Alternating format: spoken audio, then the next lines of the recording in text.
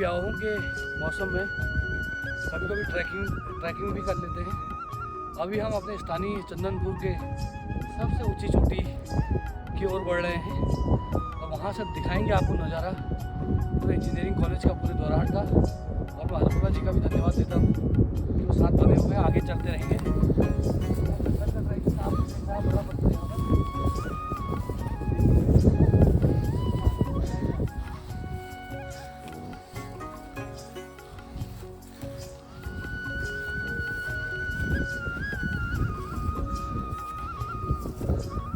ऐसे जो हम कहते थे उड़ियारों को, पत्थरों को ना उड़ियार क्या कुछ उड़ियार टाइप के मतलब जानवर, जंगली जानवर या 100 प्रकार के बाघ और शेर भी कह सकते हैं इस जंगल में।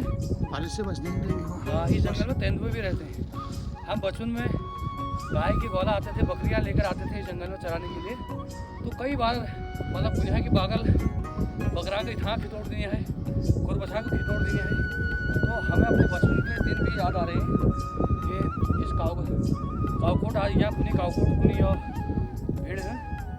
तो इन जंगलों में हमने बकरियाँ चराई, गाय चराई और दुग्ध पालन का भी काम किया बचपन से ही। और आज हम आपको यहाँ से दिखाएंगे सुंदर नज़ारा कुमाऊं इंजीनियरिंग कॉलेज से लेकर पूरे राजकीय क्षेत्र का। और आप आते रहेंगे दोस्तों, ट्रैकिंग जारी है। नीचे गौचर से हम चंदनपुर की सबसे ऊंची चोटियों पहुँच गए हैं और ये उड़ियार है। इसी प्रकार के जंगल में असंख्य उड़ियार होते हैं, कहीं भी चले जाइए। यहाँ पर खासकर जीव जंतु जानवर रहते हैं।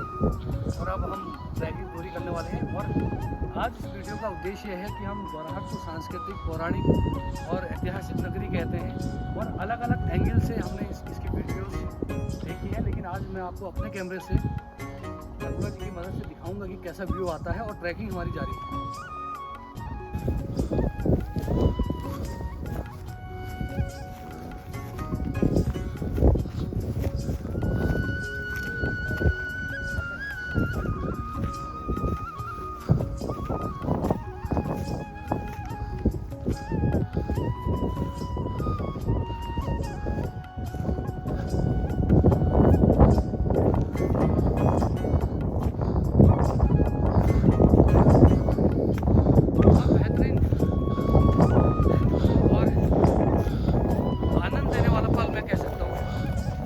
देवभूमि उत्तराखंड का नैसर्गिक सौंदर्य और ये है हमारी प्रकृति। और इस प्रकृति के बीच बसे हुए हमारे तमाम गांव।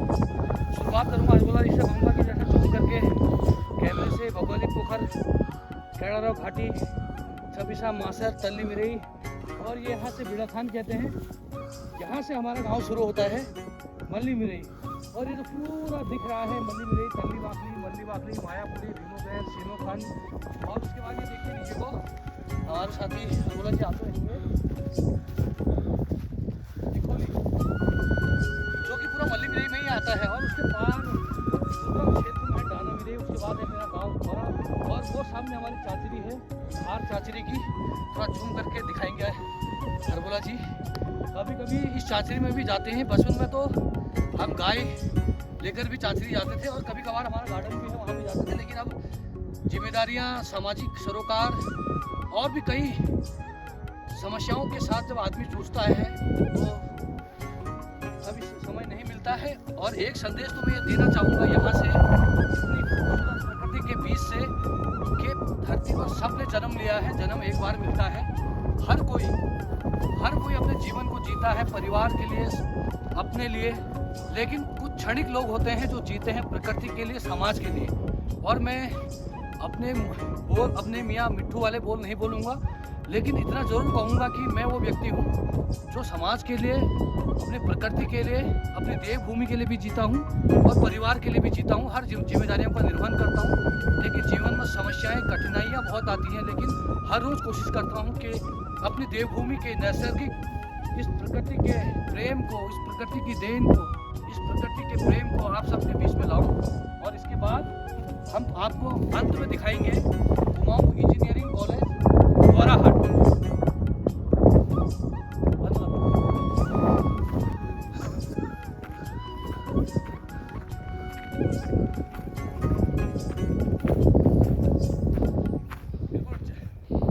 जंगल ट्रैकिंग है, के हिसाब से हमारे स्थानीय यहाँ पर बहुत हाइट में है हम।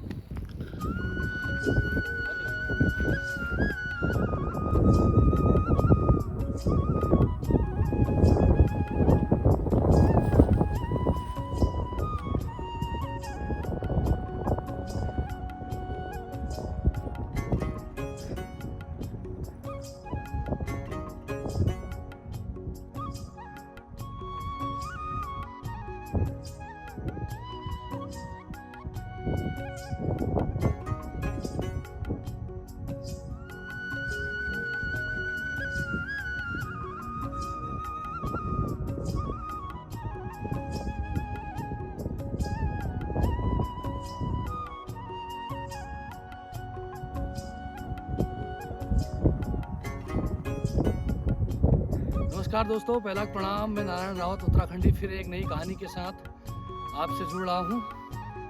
कहानी देवभूमि को लेकर ही होती है और आज अपने क्षेत्र के सबसे ऊंची चोटी कावकोट जंगल, जहाँ बचपन में हम गाय बकरियों को लेकर वाला आते थे, क्रिकेट खेलने आते थे। ये हमारा गांव बल्ली मिरई, सब कुछ यहाँ नज़ारा दिख रहा है। और सामने आप देख सकते हैं कुमाऊं इंजीनियरिंग कॉलेज दोराहाट का खूबसूरत नज़ारा।